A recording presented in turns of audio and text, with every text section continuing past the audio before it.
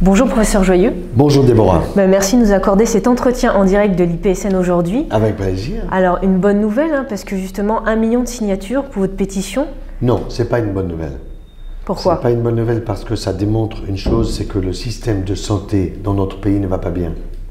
Moi j'ai autre chose à faire, si vous voulez, que de lancer ou de pousser des gens à signer des pétitions.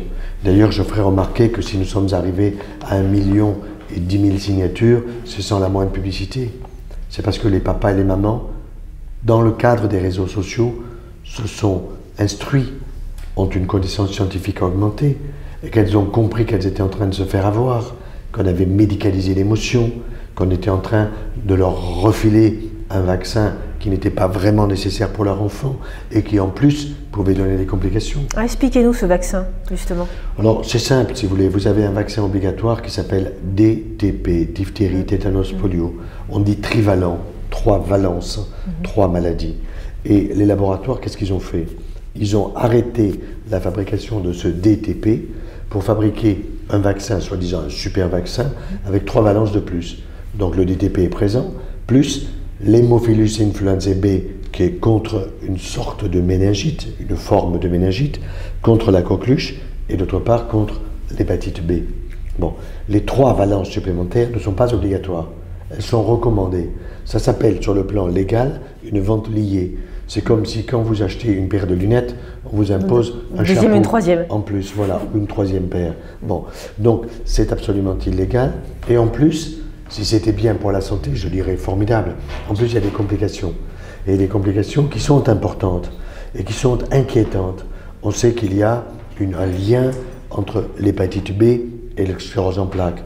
On sait qu'il y a un lien en certaines maladies et l'adjuvant aluminium qui est ajouté à ce vaccin hexavalent pour stimuler une immunité qui n'est pas prête. Car on veut vacciner l'enfant à 2 mois. Bientôt, ça sera 1 mois. Justement, j'allais vous dire, à partir de quel âge il recommande de vacciner? Alors, la loi, si vous voulez, impose le vaccin après la naissance.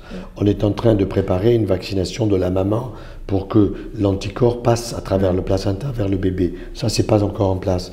Mais ce qui est sûr, c'est que cette vaccination obligatoire contre diphtérie, tétanos, polio, j'y suis entièrement favorable. Il n'est pas question. Oui, on rappelle que les vaccins, il y a quand même un avantage. Vous n'êtes pas complètement contre. Non, pas du tout. Voilà. Mais il faut savoir quand même une chose, c'est que si les vaccins ont eu leur efficacité, l'hygiène publique a eu aussi son efficacité. Mais personne n'est capable de distinguer entre l'efficacité en pourcentage de l'hygiène publique par rapport à l'efficacité des vaccins. Les laboratoires ont tendance à dire c'est 100% grâce aux vaccins. C'est pas vrai. Pas vrai, parce qu'il y a eu des états ou des épisodes ou des périodes dans notre humanité où il y a eu une réduction du nombre des maladies simplement par une augmentation de l'hygiène et sans qu'il y ait à ce moment-là les vaccinations. Cependant, je suis personnellement, avec beaucoup de mes collègues, extrêmement favorable aux vaccinations, mais pas n'importe quoi. Alors justement, comment ça se passe? Nous, en France, il y a un gros problème. À l'étranger, ça se passe comment? C'est pareil. La différence, si vous voulez, c'est que la vaccination obligatoire contre les DP n'est pas obligatoire de la même façon en Belgique, en Italie, en Espagne, en Allemagne. Vous voyez? Donc, il faudrait harmoniser tout ça. La première harmonisation, c'est de donner de bons conseils aux mamans qui attendent un bébé.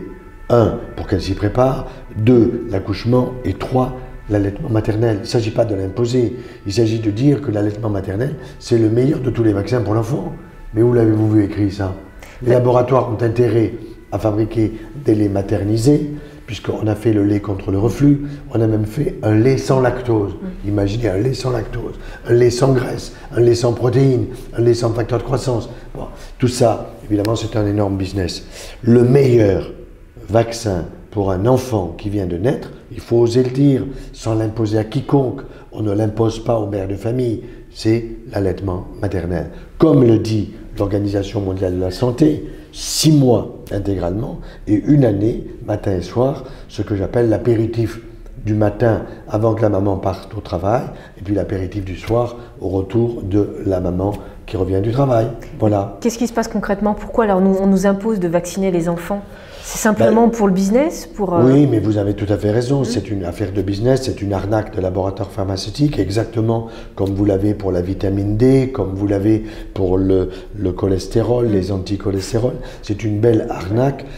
Comprenez que quand un médicament coûte 50 €, c'est quand même pas mal comme entrée de pognon pour les laboratoires pharmaceutiques qui ensuite peuvent être plus facilement en bourse. Avec quel argent sont-ils en bourse? Avec l'argent que les familles payent ou que l'État paye, puisque ce vaccin est remboursé à 60 ou 65% par la sécurité sociale, qui, je le rappelle, est en déficit chronique extrêmement important. Si on fait un retour en arrière, il y a, je ne sais pas, 40, 50 ans, 60 ans, est-ce que les vaccins étaient imposés de la même façon? Est-ce qu'ils étaient composés de la même façon? Non, ils n'étaient pas composés de la même façon, ils n'étaient pas imposés de la même façon. Quand vous avez eu les premières vaccinations contre la variole, en particulier en Angleterre, il y a eu de véritables émeutes, parce que à la suite des vaccinations, il y a eu plus de variole. Bon, ça ne veut pas dire que je dis que le vaccin contre la variole a créé la variole, mais il y a eu des pépins. Et puis tout ça a été affiné. Et il faut reconnaître une chose, c'est que la vaccination contre la variole n'est plus imposée dans le monde entier parce que la variole a disparu de notre société. Reviendra-t-elle ou pas? Je ne suis pas capable de le dire. Mais avec les pays en guerre tels que nous les voyons et qui ont un système immunitaire ou un système d'hygiène publique qui est faible, pas impossible un jour que cela revienne. Est-ce que vous pouvez nous parler d'études de cas qui ont fait des liens entre des maladies comme la sclérose en plaques, des maladies auto-immunes et la vaccination? On avait fait une émission là-dessus il y a quelques temps, mais on peut en reparler. Alors, vous avez deux choses. Vous avez le lien entre la sclérose en plaques et la vaccination contre l'hépatite B, c'en est un. Vous avez aussi le lien entre la présence de l'adjuvant aluminium et ce qu'on appelle la myofasciite à macrophages, qui est une maladie tout à fait particulière, qui a une forme locale et une forme générale, avec fatigue, avec déprime, avec douleur, un petit peu comme une fibromyalgie, sans que ça soit peut-être une fibromyalgie. On a parlé de la maladie de Lyme, on a un peu mélangé tout ça, mais il y a des liens. Il y a également un lien qui semble de plus en plus précis, au moins aux États-Unis, entre la vaccination contre ROR, rubéole, oreillon, rougeole, et l'autisme. Bon, il y a des papiers assez précis là-dessus. Ça ne veut pas dire qu'il y a une certitude. Ça peut être un facteur déclencheur. J'ai rencontré le professeur Montagnier et d'autres personnes justement au congrès de l'autisme. Il disait que justement c'est un des facteurs qui va déclencher. Tout à fait, ça peut être un des facteurs déclenchants. Je n'ai pas la compétence en ce domaine et mon collègue Luc Montagnier a une plus grande compétence que moi.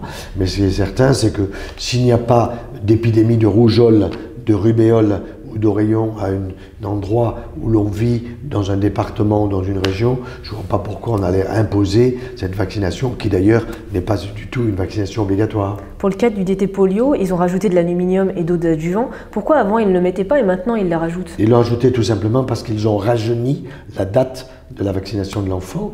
Comme je disais avant, c'était à 6 mois, puis 5 mois, puis 4 mois, puis 3 mois, et puis maintenant c'est 2 mois. Je vous dis bientôt, ça sera avant la naissance et plus tard, ça sera avant la conception. Tout est possible dans notre société. Comment se produit un vaccin justement, si on se pose la question? Comment se produit un vaccin? Qu'est-ce qu'il y a à l'intérieur?